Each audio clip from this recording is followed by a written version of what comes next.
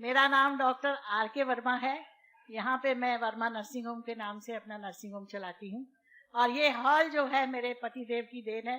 जब वो मेयर थे आगरा के तो उस समय उन्होंने बनवाया था। आज जो जिसमें इतने लोग यहाँ सब बैठे हुए हैं। मेरा एक छोटा सा सवाल है और बहुत दिनों से घुमड़ता है अंदर कि आप सब लोग हर साल अपना एनुअल फंक्शन जो है मक्का मदीना मनाने जाते हैं, तो वहाँ हिंदू को, ईसाई को और धर्मों के लोगों को क्यों नहीं जाने की इजाजत है? जैसे आप लोग जाते हैं, क्या हम लोग नहीं जाते? वो हमारे लिए भी तो एक तीर्थ स्थल है। जब आप हिंदू मुसलमान में कोई फर्क नहीं समझते तो फिर वहाँ जाना हमारे लिए प्रोहिबिटेड नहीं होना चाहिए। डॉक्टर वर्मा साहिबा ने बहुत अच्छा सवाल पूछा और ये मेरी किताब में 10वां सवाल है, जो गलतफहमी नंबर 10 है। मेरी किताब आप पढ़ेंगे, गलतफहमी नंबर 10। और डॉक्टर साहिबा ने बहुत सही फरमाया कि अगर हम आलमी भाईचारे में मानते हैं तो सिर्फ मुसलमान को क्यों इजाजत है मक्का और मदीना में जाने की, गैर मुस्लिम हिंदू और सिख और ईसाई को क्यों इजाजत नहीं है? बहुत अहम सवाल। इसका जवाब है कि हर देश के अपने अपने रूल्स और रेगुलेशन होते हैं। मिसाल के तौर पे मैं हिंदुस्तानी हूं, लेकिन मुझे कुछ हिंदुस्तान के इलाके में जाने की इजाजत नहीं है जिसे कहते हैं कैंटोनमेंट एरिया। सिर्फ मिलिट्री के लोग, सिर्फ वो लोग जो देश की हिफाजत में लगे हुए हैं, वो लोग वो कैंटोनमेंट एरिया में जा सकते। मैं इन्हें झगड़ सकता हूं, मैं इस देश का नागरिक हूं, मुझे क्यों नहीं जाने देते? नहीं, ये गवर्नमेंट का रूल है। ये कैंटोनमेंट एरिया है, मतलब खाली वो लोग, वो शख्स जो लोग है जो देश की हिफाजत में लगे हुए, सिर्फ उनको इजाजत है। ये रूल है। मक्का और मदीना मेरे हिसाब से इस्लाम का कैंटोनमेंट एरिया है। वो लोग, सिर्फ वो इंसान जो इस्लाम के लिए जान देने को तैयार है, वो लोग को अलाउड है, बाकी लोग को नहीं। हम मानते हैं कि सब इंसान हमारे भाई है, भाईचारा के अंदर वो इंसानी भाई है, उसका हम एतराज नहीं करते, लेकिन सिर्फ वो भाई लोग अलाउड है जो इस्लाम के लिए जान देने को तैयार है। और एक इसका जवाब है कि जब भी आप कोई मुल्क में जाते हैं उसके लिए आपको वीजा लेने पड़ता है, वीजा। और सबसे डिफिकल्ट है अमेरिका का वीजा, खुसूसन 11 सितंबर के बाद। 50 सवाल पूछते। जब मैं सिंगापुर में पहली बार गया था, वहां इमिग्रेशन फॉर्म पे लिखा था कि डेथ टू ड्रग ट्रैफिकर्स, जो भी ड्रग से पकड़ा गया उसे सजाए मौत। अगर मुझे सिंगापुर में जाना है तो मुझे ये तस्लीम करना पड़ेगा कि अगर मेरे पास ड्रग्स है तो मुझे सजाए मौत होगी। मैंने कहता सजाए मौत, इतना खतरनाक सजा, नहीं मानते तो सिंगापुर में आना ममनू।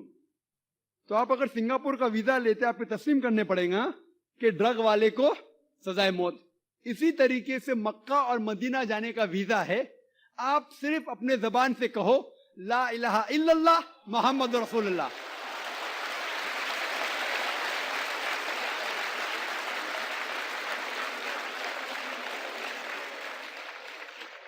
अगर कोई भी इंसान अपनी जबान से कहता है ला इलाहा इल्लल्लाह मोहम्मद रसूलुल्लाह, कि ना कोई माबूद है अल्लाह के सिवा और मोहम्मद सल्लल्लाहु अलैहि वसल्लम उसके पैगंबर है, कोई भी आपको रोक नहीं सकता मक्का और मदीना जाने के लिए।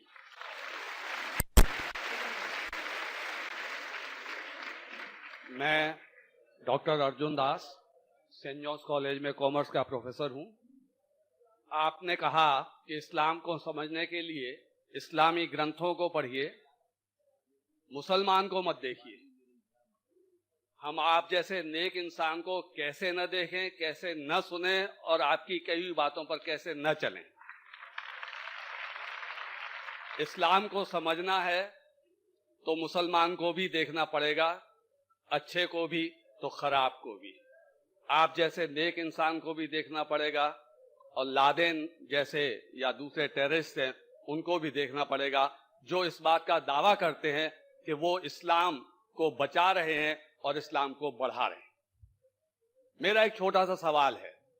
आपने अपनी तकरीर में शुरू में कहा कि इस्लाम में औरतों और मर्दों को बराबर के हकूकात हासिल हैं, और आपने नंबर भी दिए कि दोनों को 100 में से 80 नंबर, किसी पेपर में किसी को कम किसी को ज्यादा।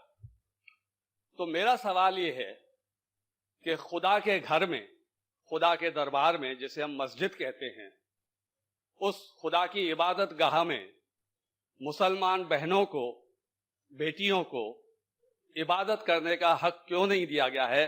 وہ مسجد میں جا کر نماز کیوں نہیں پڑھ سکتی؟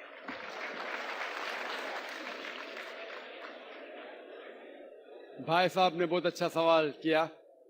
سوال کے پہلے یہ کہا کہ ہم کیسے مسلمانوں کو نہیں دیکھے، اور میری تعریف کی.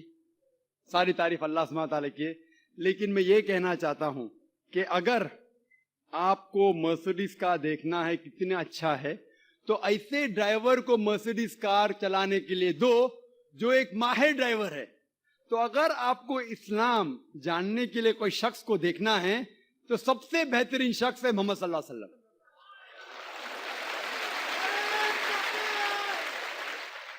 ذاکر نائک اسلام میں زیرو ہے، زیرو.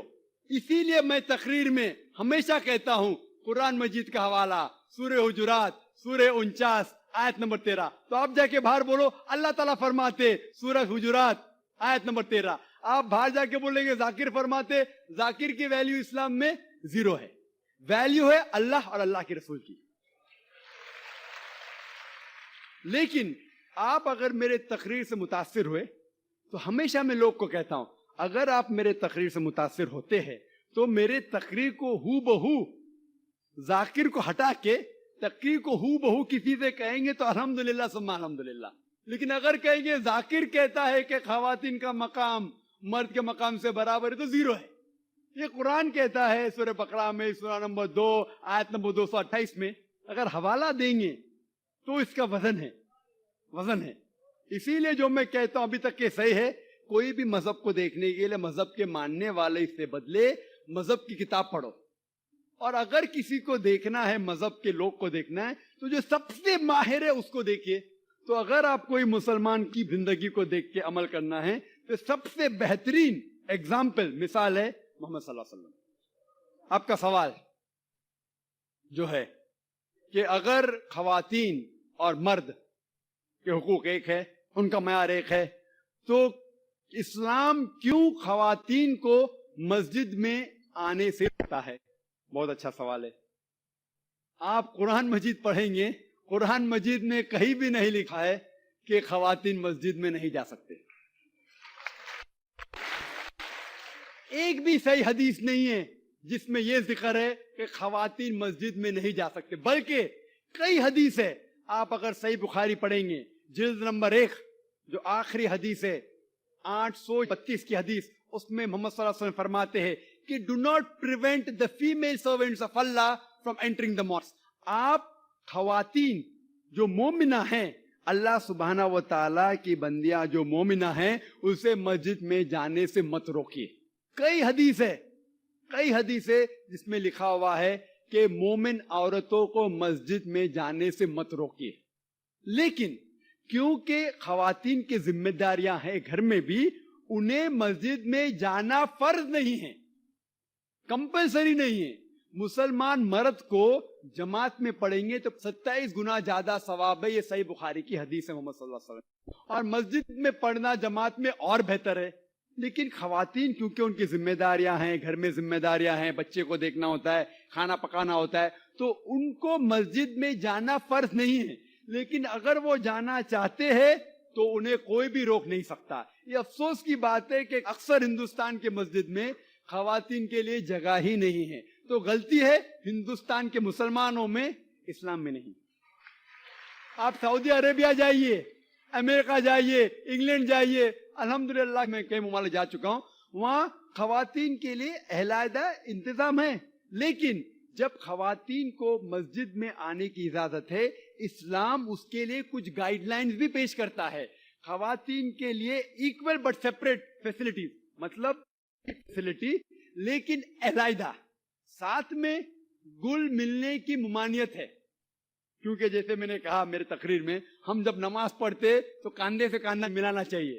اگر ایک مرد خواتین کے کاندھے سے کاندھا ملائے گا، وہ اللہ سے زیادہ خواتین کو توجہ دے گا.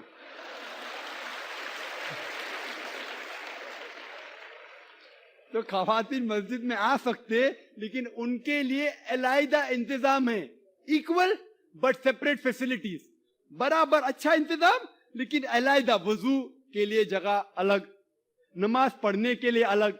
इसीलिए इस्लाम के अंदर खवातीन आ सकते, लेकिन अफसोस की बात है कि ये हिंदुस्तान में अक्सर मस्जिद में उनको अलाउ नहीं करते। ये हिंदुस्तान के मुसलमान के इल्म की कमजोरी है। अगर आप पढ़ेंगे सही बुखारी, कई हदीसें है, सही मुस्लिम, जहाँ खवातीन को आने से रोका नहीं गया, बल्कि मोहम्मद सल्लल्लाहु अलैहि वसल्लम ने कहा कि अगर खवातीन मस्जिद में जाना चाहते हैं रात को भी, तब भी आप उन्हें मत रोको। रात को भी, ये सही बुखारी की हदीस है कि अगर रात को भी वो मस्जिद में जाना चाहते तो आप उसे मत रोकिए। लेकिन अल्हम्दुलिल्लाह सुम्मा अल्हम्दुलिल्लाह, हिंदुस्तान में सैकड़ों मस्जिद है जहां खवातीन को आने की इजाजत है। बंबई में है, दिल्ली में भी होंगी, आगरा में भी होंगी। अभी अल्हम्दुलिल्लाह बात फैल रही है, लोग को इस्लाम का इल्म हो रहा है अल्हम्दुलिल्लाह, और कई मस्जिद में खवातीन को आने की इजाजत दी जा रही। और मेरी दरखास्त है कि जो आगरा के मस्जिद के ट्रस्टीज है वो भी हदीस पढ़े, और भले अगर खवातीन कम आते हैं तो उनका छोटा इंतजाम होना चाहिए, खवातीन कम आते तो, लेकिन इंतजाम होना जरूरी है और उन्हें मस्जिद से आने से रोका नहीं जाना चाहिए। कत्ल करना इंसान के कत्ल करने के बराबर है, लेकिन क्या कोई जानवर का कत्ल करना इंसान की कत्ल करने के बराबर है क्या नहीं? और ये सवालात आप अगर पढ़ेंगे जो गलत फहमिया के नंबर 6 नंबर आता है गलत फहमिया में, कि लोग एतराज करते हैं कि इस्लाम क्यों जानवर खाने की इजाजत देता है, मांस खाने की इजाजत क्यों देता है। कई गैर मुस्लिम एतराज करते कि इस्लाम एक बहुत जल्लाद रिलीजन है। भाई साहब नहीं कह रहे, लेकिन बाकी लोग कहते कि एकदम मर्सीलेस रिलीजन है, धर्म है जो जानवर का कत्ल करने के लिए कहता है। जवाब में यह कहना चाहूंगा भाई साहब कि एक मुसलमान अगर वो चाहे तो प्योर वेजिटेरियन, प्योर शाकाहारी रह के भी अच्छा मुसलमान रह सकता है। मांस खाना इस्लाम में फर्ज नहीं है, मांस खाना इस्लाम में फर्ज नहीं है। वो एक अच्छा मुसलमान रह सकता है शुद्ध शाकाहारी होके भी। लेकिन बट अल्लाह ताला फरमाते हैं कुरान मजीद में सूरह मायदा में सूरह नंबर 5 आयत नंबर 1 में कि हमने कैटल बनाए, 4 पांव वाले जानवर बनाए जिसको आप खा सकते हैं। सिर्फ वो जानवर जिसके हमने नाम लिए उसको मत खाओ, जो आपके लिए हराम है। उसके अलावा आप सब जानवर खा सकते हैं। कुरान में लिखा है सूरह नहल में सूरह नंबर 16 आयत नंबर 5 में कि हमने आपके लिए कैटल बनाए, भेड़ बकरियां बनाए तो कि आप उसका गोश्त खा सके। कुरान में जिक्र है सूरह मोमिनीन में सूरह नंबर 23 आयत नंबर 21 में कि आप भेड़ बकरियों के गोश्त खा सकते। और कई आयतें हैं। हम पहले ये जान ले कि मेडिकल साइंस आज ये कहती है कि इंसान के जिस्म में हमको अमाइनो एसिड की जरूरत है, 22 अमाइनो एसिड की जरूरत है। इसमें से 8 अमाइनो एसिड जिस्म में पैदा नहीं होते, बाहर के खाने से लेना लाजिम है। और कोई भी वेजिटेबल फूड, कोई भी घास फूस, कोई भी फल में ये 8 के 8 अमाइनो एसिड है ही नहीं, लेकिन मांस में है और मच्छी में है। हाई लेवल ऑफ प्रोटीन है, high level of protein is present in the meat and in the fish. It is nutritious, vitamin के है और आयरन भी है। अगर आप देखेंगे, अगर आप तहकीक करेंगे कि जो जानवर जो सिर्फ घास फूस खाते हैं, मिसाल के तौर पे गाय, भेड़, बकरी, उनके दांत को आप देखेंगे, उनके दांत चपटे हैं, हर्बीवोरस सेट ऑफ टीथ। वो सिर्फ घास खा सकते, मांस खा ही नहीं सकते। अगर आप उन जानवरों के दांत देखेंगे जो मांस खाते हैं, carnivorous animal like tiger, leopard, lion, शेर, शेर बब्बर, चीता, इनके दांत देखेंगे तो इनके नोकीले दांत है, कैनाइन सेट ऑफ टीथ। वो सिर्फ मांस खाते, घास फूस खा ही नहीं सकते। अगर आप जाके आईने में और हम लोग जाके आईने में देखेंगे अपने दांत, इंसान के दांत चपटे भी है, नोकीले भी है। अगर खुदा चाहता था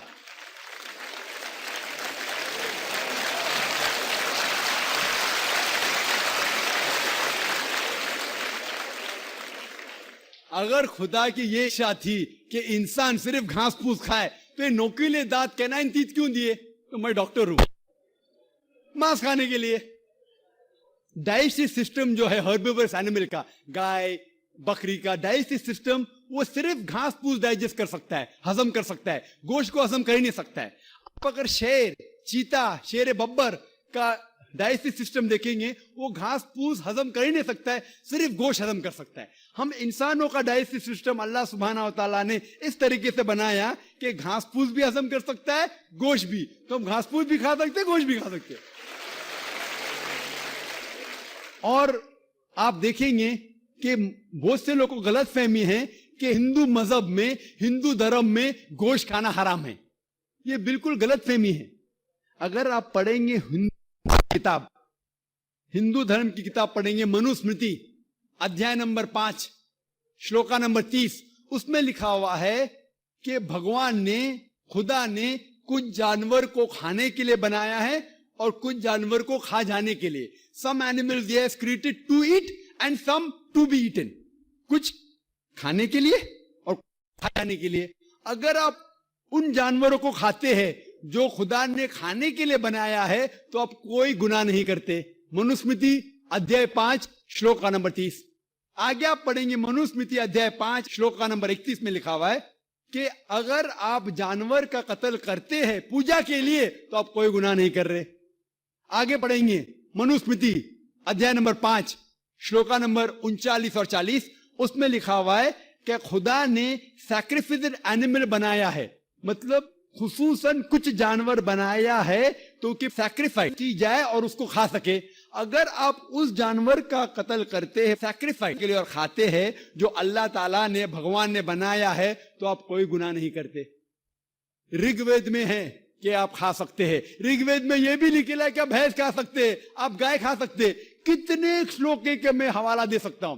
اگر آپ پڑھیں گے مہا بھارت, دیکھو رگ وید تو بہت کم ہندو لوگ نے پڑھا ہے, لیکن مہا بھارت تو آپ جانتے ہوں گے, سنا ہوگا. مہا بھارت پڑھیں گے انوشاسن پرو چیپٹر نمبر 88, اس میں جو پانڈو کے سب سے بڑے بھائی یدھشٹر, وہ بھیشم سے کہتے ہیں کہ ہم یگنا میں, پوجا میں کیا چیز دینا چاہیے تاکہ ہمارے باپ دادا, ہمارے پرکھوں کو سہولت ہو, آرام ملے, انہیں پیس, امن ملے, they will be satisfied.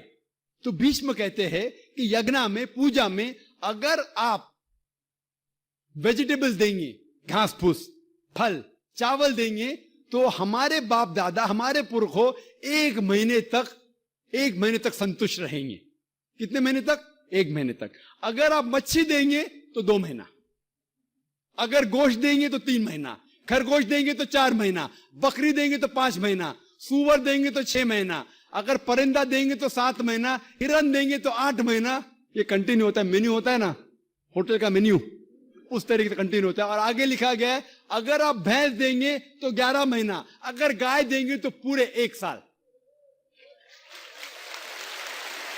کون کہتا ہے؟ بھیشم کہہ رہا ہے یدھشٹر سے. مہا بھارت انوشاسن پرو چیپٹر نمبر 88, میں حوالہ دے رہا ہوں. آپ یہ نہیں کہنا کہ ذاکر بھائی کچھ بھی کہہ رہا ہے دماغ سے, میں حوالہ دے رہا ہوں, یہ آپ کے کتابوں میں لکھا ہوا ہے. اس کے آگے لکھا ہوا ہے کہ اگر آپ رائنوسرس دیں گے, رائنوسرس, تو ہمیشہ کے لیے سنتوش رہیں گے.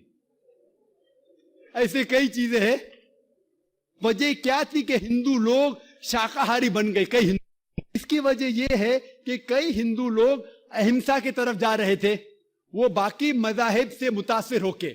مثال کے طور پہ جینزم میں ہے کہ آپ کو جانور نہیں کھانا چاہیے, اور اگر ان سے پوچھیں گے کیوں نہیں کھانا چاہیے تو وہ کہتے کسی بھی جیو کی ہتیا کرنا غلط ہے. اور بھائی صاحب بھی منڈی ہلا رہے, میں بھی اس کو مانتا ہوں. اگر کوئی بھی انسان بنا کسی جیو کی ہتیا کیے جی سکتا ہے تو میں نمبر 1 ہوں گا, number 1. Doctor Zakir Naik number 1 ہوں گے, کیونکہ میں ڈاکٹر ہوں, میں جانتا ہوں. لوگ کہتے کہ جانور کو کھانا مطلب جیو کی ہتیا کرنا. یہ پہلے زمانے کے اندر جب سائنس ٹیکنالوجی نہیں بڑھ چکی تھی تو اس ٹائم لوگ شاید اسے مانتے تھے. آج سائنس ٹیکنالوجی بڑھ چکی ہے, ہم جانتے ہیں کہ ایون جو پلانٹس ہے, جو پھل ہے اور جو پودے ہیں, ان کے پاس بھی جان ہے. تو آپ کی لاجک فیل ہو گئے. ابھی جب ہمیں یہ پتا چلا کہ پیڑ پودے اور پھل کی بھی جان ہے تو لاجک میں ذرا تبدیلی آ گئی. ابھی لوگ کہتے ہمیں پتا ہے کہ پیڑ پودے کی جان ہے, لیکن پیڑ پودے کو درد کا احساس نہیں ہوتا. ٹھیک ہے بھائی, یہ پہلے کی بات ہے. آج سائنس بڑھ چکی ہے, ہم جانتے ہیں کہ پیڑ پودے کو بھی درد ہوتا ہے, وہ ہنس بھی سکتے, وہ رو بھی سکتے, ان کو بھی درد ہوتا ہے. لیکن یہ الگ بات ہے کہ وہ جب چلاتے ہیں ان کی چیخ ہمارے کانوں تک سنائی نہیں دیتی, کیونکہ انسان صرف 20 سائیکل سے لے کے 20,000 سائیکل پر سیکنڈ تک سن سکتا ہے. اس کے اوپر اس کے نیچے انسان سن نہیں سکتا. کیونکہ ہم پیڑ پودے کی چیخ نہیں سن سکتے, اس کا مطلب یہ نہیں کہ ہم ان کی ہتیا کر سکتے. ایک شخص تھا جو مجھ سے بہت بحث کر رہا تھا, وہ ذاکر بھائی میں مانتا ہوں کہ پیڑ پودے کی جان ہے, پیڑ پودے کو درد ہوتا ہے, لیکن یہ جانور کے 5 سینسز ہے, 5 سمجھ ہے, یہ پیڑ پودے کے 2 یا 3 کم ہے, صرف 3 سینسز ہے. تو اسی لیے جانور کو قتل کرنا بڑا گناہ ہے, پیڑ پودے کو قتل کرنا کم گناہ ہے. تو میں نے کہا کہ مثال کے طور پہ بحث کے لیے مان لو آپ صحیح ہے, فار سیک آف آرگومنٹ, بحث کے طور پہ مان لو آپ صحیح ہے. تو میں نے ان سے کہا آپ کا اگر بھائی پیدا ہوتا ہے گنگا اور بہرا, 2 سینسز لیس, نہ وہ سن سکتا ہے نہ بول سکتا ہے, اس کے بعد اگر وہ بڑا ہونے کے بعد کوئی آ کے اس کا قتل کرتا ہے تو آپ جا کے جج سے کہیں گے می لارڈ قاتل کو کم سزا دو کیونکہ میرے بھائی کے 2 سینسز کم تھے.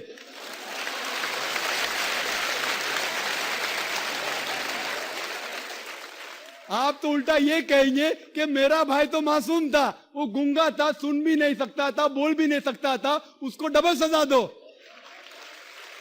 یہاں جج حضرات بیٹھے ہوئے ادھر, لیکن اسلام میں ایسا نہیں ہوتا ہے کہ 2 سینسز کم 2 سینسز زیادہ. اللہ تعالیٰ فرماتے سورہ بقرہ میں سورہ نمبر 2 آیت نمبر 168 میں, یا الذین آمنو, او مومنو, آپ وہ کھاؤ جو آپ کے لیے حلال ہے, جو حلال ہے آپ کھا سکتے. آپ جو سانس لے رہے بھائی صاحب, سانس لے رہے, آپ کو پتا ہے کہ millions of germs are dying. یہ جراثیم جو آپ سانس لے کے ان کو بھی جان ہے. آپ اگر 5 منٹ تک سانس نہیں لیں گے آپ مر جائیں گے. ہر منٹ میں آپ ہتیا کر رہے ہیں, آپ کو پتا ہے. لیکن یہ جو جانور ہے, پیڑ پودے ہے, جراثیم ہے, یہ عالمی بھائی چارے میں نہیں آتے. ان کا قتل کرنا عام طور سے حرام ہے. لیکن اگر آپ کو جینے کے لیے ان کا قتل کرتے ہیں اللہ کا نام لیتے ہوئے کہ ہم ان کو قتل کر رہے ہیں, تو یہ گناہ نہیں ہے. لیکن صرف ہمارے نشانے بازی کے لیے اگر میں کوئی جانور کا قتل کرتا ہوں وہ حرام ہے. لیکن کھانے کے لیے اگر میں جانور کا قتل کرتا ہوں یا پیڑ پودے کاٹتا ہوں کھانے کے لیے, تو یہ اسلام میں اجازت ہے. جو جانور کی اجازت ہے, جو جانور حلال ہے اس کو آپ کاٹ سکتے ہیں کھانے کے لیے, بازی کے لیے. تو آپ دیکھیں گے عام ہندو کے جو ہے نا عالمی بھائی چارے, اس کے اندر پیڑ پودے بھی آپ کے بھائی ہے, جانور بھی بھائی, جو اسلام میں نہیں. اسلام میں عالمی بھائی چارے کے لیے ہر انسان آپ کا بھائی ہے, بھلے امریکہ میں ہو, انڈیا میں ہو, UK میں ہو, کالا ہو, گورا ہو, وہ آپ کا بھائی ہے. لیکن جانور آپ کے بھائی نہیں ہے. لیکن جانور کا بھی حقوق قرآن اور حدیث میں دیا گیا ہے. لیکن جو جانور کی اجازت دی گئی ہے کھانے کے لیے ان کو ہم کھا سکتے. ہو پہ جواب آپ کے لیے کافی. آپ نے یہ کہا کہ پیڑ پودوں کو یدی ہم کھاتے ہیں تو کچھ سنائی دینے کی آپ نے بات کہی تھی, لیکن ہم ایسا تو کر ہی سکتے ہیں جن بچوں کی ہمیں چیخ یا کسی بھی چیخ سنائی دے رہی ہے اس کو رونے سے روک سکتے ہیں. دوسرا, جو چائنا میں نوجات ششو کھائے جاتے ہیں, یدی کوئی اسلام دھرم کا انویائی ان کا اللہ کا نام لے کر یدی کھاتا ہے تو کیا یہ اچت ہے وہاں کھائے جاتے ہیں؟ اسلام میں اس طریقے کی اجازت ہے؟ بھائی صاحب نے سوال کیا کہ کیونکہ بچوں کی جو چیخ سنائی دیتی تم چپ کر لے, سنائی نہیں دی تو کیا کریں گے. اور انہوں نے سوال پوچھا کہ چائنا میں بچوں کا گوشت کھایا جاتا ہے, وہ بالکل حرام ہے. جیسا میں نے کہا صرف ان جانور جن کی اجازت ہے وہ جانور کا گوشت آپ کھا سکتے. انسان کا گوشت کھانا تو بالکل حرامی ہے. کس کا بھی نام لو, کس کا بھی نام لو, اللہ کا نام لے کے سور بھی کھانا حرام ہے. جو جانور کی اجازت ہے وہی جانور کھا سکتے ہیں. اور کوئی بھی جانور نے, بھلے آپ اللہ کا نام لو یا نہ لو, اللہ نے جب اجازت دی نہیں تو نام لے کے کیا فائدہ. اور آپ کا جو پہلا سوال تھا کہ بچوں کی چیخ سنائی دیتی تو چپ کرتے ہیں, نہیں سنائی دی تو کیا کریں گے. اگر بچہ گونگا ہے تو کیا کریں گے, آپ اس کو دودھ نہیں دیں گے. क्या करेंगे आप और उसको तवज्जो देंगे कि उसकी चीख सुनाई नहीं देती, तो इसीलिए मैं और तवज्जो दूंगा कि दूध टाइम पे मिले। वो जिसको चीख सुनाई देती है दूध नहीं मिला तो रोएगा, तो मुझे मालूम पड़ेगा। तो माँ गूंगे बच्चों की और तवज्जो करेंगे, इसीलिए आपको पेड़ पौधे की तवज्जो और देना चाहिए, क्योंकि आपको चीख सुनाई नहीं देती।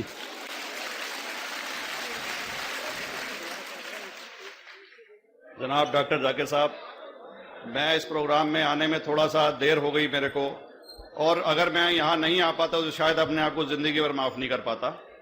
आगरा की सरजमी पर आके आपने ये जो रोशनाई जगाई है, ये वाकई में हम तो उस अल्लाह ताला से दुआ करेंगे। जी हाँ, अल्लाह ताला से दुआ करेंगे कि आप जैसे 10-20 और नेक दिल और इतने पढ़े लिखे, इतने इंटेलेक्चुअल आदमी और पैदा करें, जिससे कि जाके आप भारत का कोना कोना, देश का कोना कोना रोशन करें। तहे दिल से स्वागत आपका। मेरा एक छोटा सा सवाल से पहले थोड़ा सा, एक हमारे भी गुरु ग्रंथ साहब के अंदर गुरु नानक साहब ने पूरी दुनिया का चक्कर लगाया, जिसके अंदर मक्का मदीना भी शामिल है। और जैसा कि एक सवाल इससे पहले हो चुका है कि गैर मुस्लिम जो है मक्का मदीना में अलाउड नहीं, या वहां का कैंटोनमेंट जो है अलाउ परमिशन नहीं देता। मगर ये तो तय है, आप मानते हैं, इस्लाम मानता है, हम मानते हैं, हमारे ग्रंथों के अंदर दर्ज है। गुरु नानक साहब के 2 चेले थे, एक बाला और एक मर्दाना, एक हिंदू और एक मुस्लिम। मर्दाना की बहुत ख्वाहिश थी कि मुसलमान जब तक पूरा मुसलमान नहीं कहलाने का हकदार, जब तक कि वो काबा का दर्शन ना कराए, तो गुरु नानक साहब उसको लेके और काबा गए। हमारे ग्रंथ के अंदर जो दर्ज है कि जब वो वहां पहुंचे, उन दिनों बहुत लंबा ये किस्सा है, 1 साल लगता था, और वो रूट सारा उसका वर्णन है। और वहां जब मक्का, जो मस्जिद के बाहर साथ ही एक दीवार थी, जहां पर के भारत के जो मुसलमान दर्शन करने जाते थे काबा के, वो उनको वहां ठहराया जाता था। वहां की देखभाल जो करता था वो मुल्ला जीवन करता था। जब गुरु नानक साहब अपने चेलों के साथ में वहां पर पड़े थे, तो सुबह जब मुल्ला जीवन वहां की सफाई करने के लिए आया, तो उसने देखा गुरु नानक साहब पैर थे वो काबा की तरफ थे। वो गुस्से में चिल्लाया कि ये कौन काफिर है जो कि काबा की तरफ पैर करके पड़ा है, और उसने गुस्से के अंदर आके उनके पैरों को झटका दिया, दूसरी तरफ किया। तो हमारे ग्रंथ के अंदर दर्ज जो किस्सा है उसके अंदर यह है कि काबा भी उस समय हिल गया, जिधर गुरु नानक के पैर जाते थे काबा उधर मुड़ता था। तो वो जोर से चिल्लाया, ये कोई हजरत है, ये कोई औलिया है। तो उस समय के जो काजी थे मक्का के, काजी रुकनदीन साहब थे, और शाह शरफ, कई हस्तियों के नाम हैं उसमें।